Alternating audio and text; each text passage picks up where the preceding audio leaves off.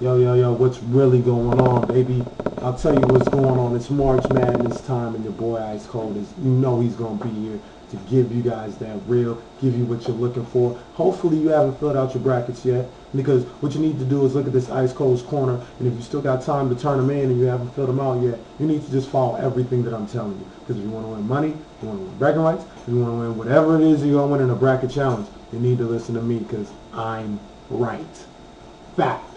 Now, let me just get started without further ado. I'm going to start with this whole thing. We're going to start in the South region with the Kentucky Wildcats, the #1 seed in this South region, with the #2 seed being the Duke Blue Devils. I'm not going to go through every game, but just some highlights that I see for these, for these respective brackets. So, got Kentucky obviously winning their first game, but the second round game, very interesting with UConn, a possible UConn matchup to see if they can get past a very good Iowa State team, but possibly Kentucky-UConn. Now, we know UConn has had the struggles and had the problems all year, but you got Shabazz Napier, you got my man Lamb, you got Andre Drummond, you got some NBA players possibly on that UConn team going up against this young Kentucky team. That could be a very interesting game. I don't think UConn will win, but I think that's something to look out for, all right? Something to look out for. Upsets I have in this region in the first round. I got New Mexico State beating Indiana. I got Xavier beating Notre Dame, 10 seed Xavier beating #7 Notre Dame. Going to the Sweet 16 here, I got Kentucky, Wichita State, Baylor, and Duke coming out of there. I got Baylor beating Duke in the Sweet 16 to get to the Elite Eight, where they will finally lose to Kentucky. I got Kentucky going to the Final Four.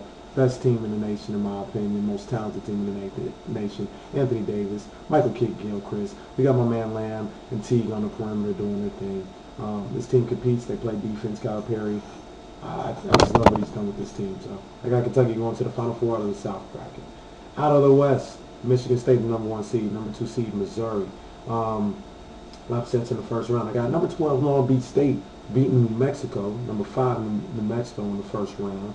I also have, well, that's it for the upsets right there. However, I got Murray State going to the Sweet 16. I think they're, I can't remember the guy's name. I forgot the point guard's name. I don't know, but I've seen him play a couple of times. He's the truth. He is the truth. He's a legit college point guard, possibly an NBA player. He's the truth. I think he's going to be enough to get these guys at least to the Sweet 16. I got Michigan State, Louisville, Murray State, Missouri being a part of that Sweet 16. And then the big shocker, I got Louisville with Anderson Silva. Seattle, stand up, baby. Beating Michigan State in the Sweet 16 to get to the Elite Eight, where they will lose to Missouri, who I just feel is a national championship type team. They were extremely impressive in their Big 12 championship with that guard play that they had, the cohesion they had down there. I just love everything they bring to the table. So I got them going to the Final Four. Let's move over to the East side, where the #1 seed Syracuse Orangemen, #2 seed Ohio State Buckeyes are looking to make a move. They're big news in the middle of the week with Fab Melo being ineligible for the NCAA Tournament for the Syracuse Orangemen, and I think that was their chance to go to the Final Four. I mean, Fab Melo being on that team, it changes everything with his shot blocking and rebounding presence, defensively, and even offensively with some putbacks, and just having a capable big man down low. It changes everything. So I got Syracuse winning in the first round, obviously. I got them beating the Kansas State team in the second round to get to the Sweet 16. I even have them beating Vanderbilt to get to the Elite Eight. But I do have them losing to Florida State. That's right, Florida State is going to get to the Final Four out of the South region. I think they'll beat Ohio State, and I think they'll play a tough game against Cincinnati in the second round, but I think they'll handle that too. Florida State was extremely impressive all year in the ACC, beating Duke and UNC a couple of different times, including to win the ACC tournament. So, yeah, Florida State, can you believe it? Seminole, stand up. You guys are going to the Final Four, in my opinion. Over in the Midwest, and in the Midwest region, you see where my boys are. The Maize and Blue. Go Blue! Michigan Wolverines, #4 seed. You know I got love for them. But #1 seed, UNC. #2 seed, Kansas is also on that bracket. I actually have, let's see, do I have any upsets in that first round? I got NC State, #11, NC State beating San Diego State in the first round. And that's about it. No minor upset, but not a seeding way. I got St. Mary's being Purdue. St. Mary's is legit. Um, and let's see, in the Sweet 16 there, I got UNC, Michigan, a rematch of the 1993 championship game. Chris Webber called the timeout, so look for that in the Sweet 16. But anyway, UNC, Michigan, Georgetown, and Kansas. I do have UNC beating Michigan, but don't quote me on that.